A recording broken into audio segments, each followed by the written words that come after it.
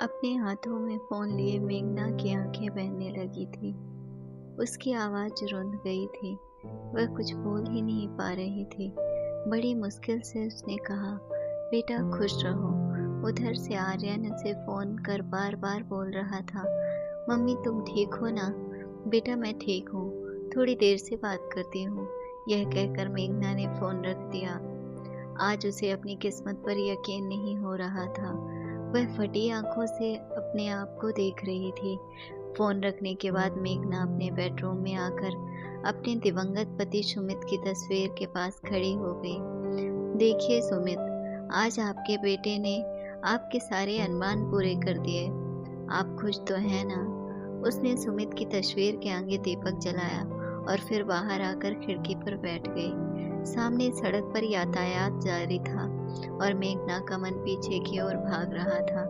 कई विचार अकुला रहे थे और आंखों के आगे पुरानी कहानी चलचित्र की भांति दौड़ने लगी थी। जब वह 19 साल की भी नहीं थी, तभी उसके बड़े पापा उसके लिए रिश्ता लेकर घर आए थे। सुदेश देखो, बहुत अच्छा एक रिश्ता लेकर आया हूँ। लड़का आर्मी में है, कोई डिमांड नहीं है, अच्छा भला परिवार है। तुम मेघना की शादी की बात चलाओ। पापा ने भी अपने बड़े भाई की बात मानकर शादी की बात की। सब कुछ ठीक था तो शादी हो गई। देखते देखते मेघना सुमित की दुल्हन बनकर उसके घर आ गई। सुमित आर्मी में लेफ्टिनेंट था। अपने इस नए घर में आकर मेघना बहुत ज्यादा खुश थी। नई जिंदगी, सुमित सा पति, सब कुछ एक सपने की तरह था। 2 महीने बाद जब सुमित अपनी नौकरी पर वापस गया, तब तक मेघना सुमित के अंश को अपने गर्भ में धारण कर चुकी थी। सुमित उसे बार बार कहता, मेघना हमारा बच्चा होगा ना, चाहे वह बेटा हो या बेटी, मैं उसे डॉक्टर ही बनाऊंगा और कुछ भी नहीं।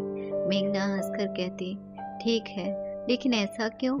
क्योंकि जब मैं और तुम बूढ़े हो जाएंगे, तब हमारे फ्री में सारे इलाज हो जाएंगे। हे भगवान, आप भी ना। मेघना हंसने लगती। सब कुछ बड़ा ही अच्छा चल रहा था कि अचानक बॉर्डर पर जंग शुरू हो गई। धीरे धीरे बात बढ़ने लगी और भारत सरकार की तरफ से युद्ध की घोषणा कर दी गई। सुमित को बॉर्डर पर जाना जरूरी था। अपने बटालियन के साथ बॉर्डर पर जाने से पहले उसने मेघना को फोन किया। कहा, मेघना कुछ भी हो सकता है, अपना ख्याल रखना और हमारे होने वाले बच्चे का और उसे एक कामयाब डॉक्टर जरूर बनाना। मेघना रो पड़ी। उसने कहा, आप ऐसा मत बोलिए, आप लौट कर जरूर आएंगे।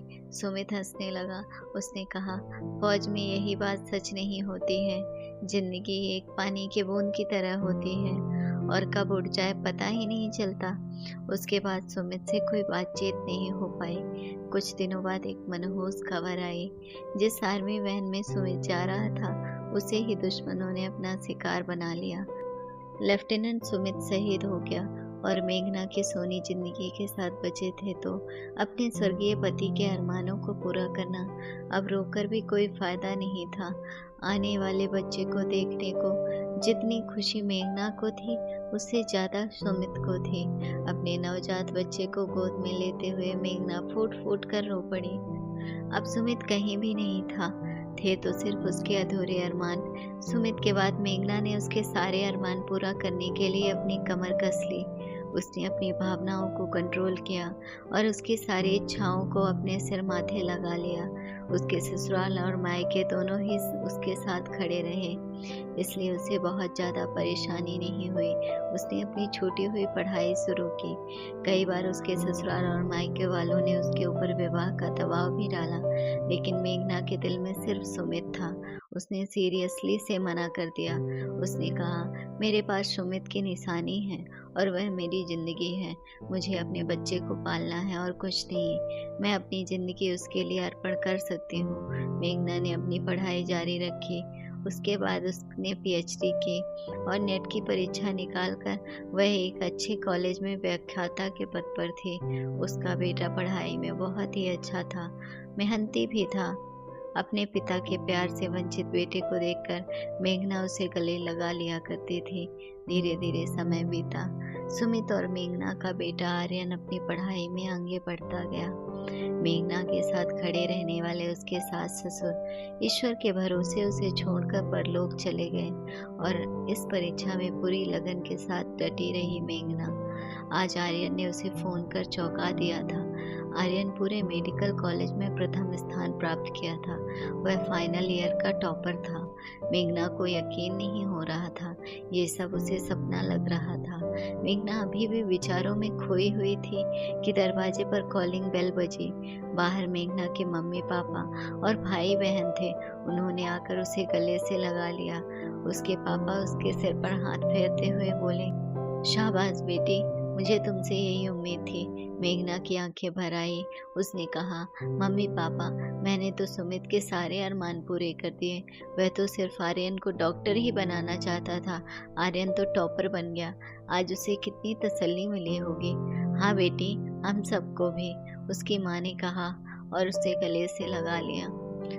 दोस्तों, अगर आपको हमारी स्टोरी अच्छी लगी हो तो अपने दोस्तों के साथ भी शेयर कीजिए और कमेंट में ज़रूर बताइए कि कैसी लगी ये कहानी।